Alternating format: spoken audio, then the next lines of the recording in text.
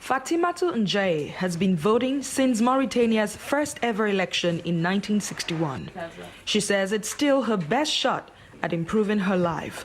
She and her family were freed from slavery just 5 years ago as part of the government's effort to rid the West African country of an old tradition. But life isn't much better for Fatimatu since freedom came. I've been poor all my life, and all I'm asking for is someone who can lift us up from poverty. Politicians have said they are for the poor people. They come here during their campaign, but once they get elected, we have nothing to show for it. In 1981, Mauritania was the last country in the world to abolish slavery. A lack of reforms to reintegrate former slaves into society have made them destitute and a target of racial discrimination. We, the people, are suffering. We are being wronged. There is no work.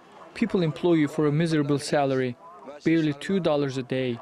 Then tax collectors take what they have to take from that miserable salary. Poverty affects nearly 40% of the population. And in this presidential election, everyone seems to be asking for the same thing: change. Nearly 2/3 of the people in Mauritania live in desert communities like this, where basics like housing, education, and healthcare are limited. It's home to former slaves like Fatimatu and other disadvantaged ethnic groups. For these Mauritanians, choosing a candidate that will put them first is a priority. And the 6 presidential candidates are promising to do just that, each one with a manifesto that promises genuine social reforms.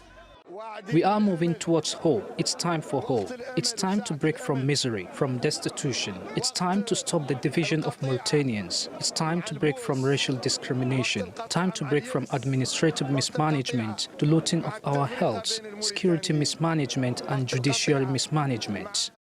More than 1.5 million people are registered to vote on Saturday. Many of them, like Fatimatu, are tired of being lied to. Still, she says she will vote and try again, this time for the sake of her children. Adeshewa Josh, TRT World, Nouakchott, Mauritania.